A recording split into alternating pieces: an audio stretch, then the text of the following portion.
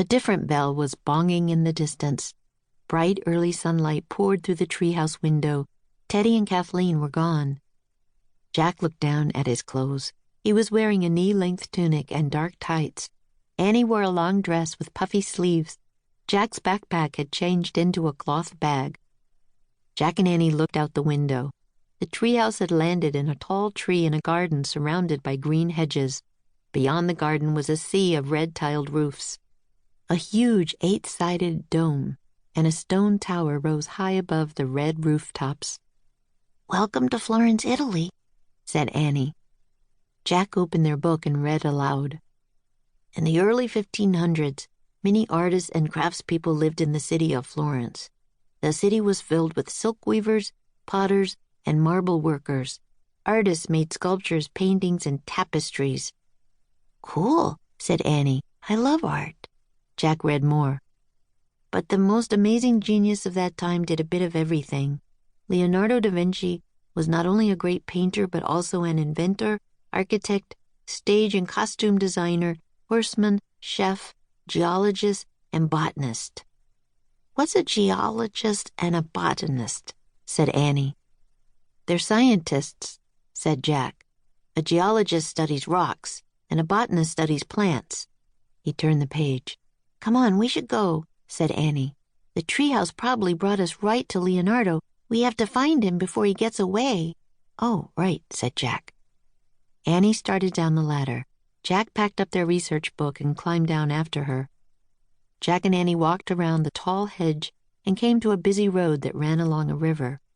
They stared at all the people going by.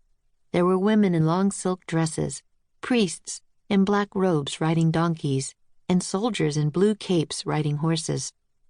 "I don't see anyone who looks like the guy on the cover of our book," said Jack. "Let's ask someone," said Annie. She walked over to a girl selling flowers by the road.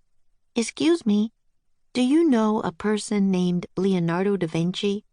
"Of course, everyone knows Leonardo," said the girl. "He was just here. He bought some flowers from me. He said he was going to sketch them later." Her eyes shone with excitement. "Where did he go?" asked Jack. "He headed toward the old bridge," the girl said. She pointed toward a covered bridge farther down the road. "Thanks," said Annie. Jack and Annie walked quickly along the bank of the river toward the bridge. "You were right," said Jack.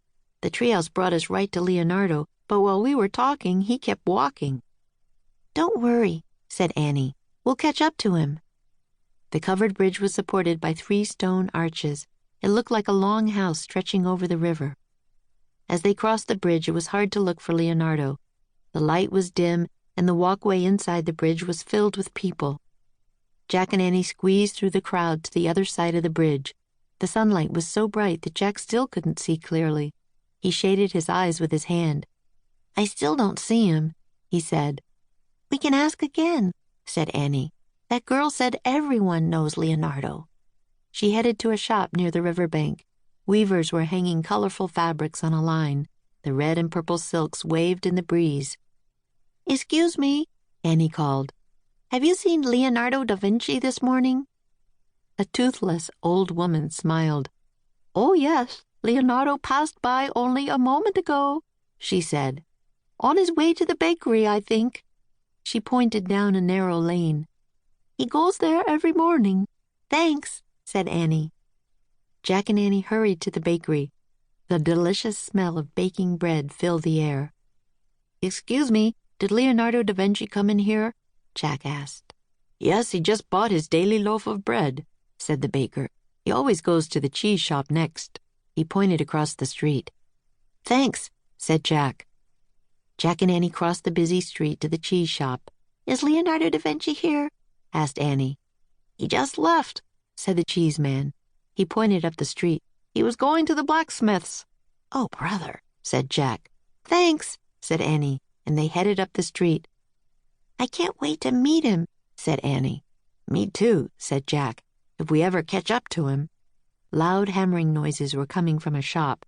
Jack and Annie looked inside and saw a blacksmith pounding a horseshoe with a huge iron hammer. A fire was roaring in a hearth nearby.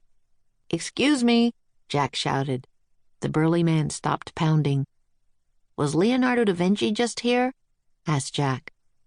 "Yes, he paid me for his iron pots," the blacksmith said gruffly. "Finally." "Do you know where he was going next?" asked Jack. "Headed for the market in a big hurry as usual," said the blacksmith, nodding toward the street. Then he went back to pounding. Jack and Annie ran up the street. They rounded a corner and stepped into a huge square. Sunlight shone down on hundreds of tents and stalls. The air smelled of fish and cinnamon and other spices.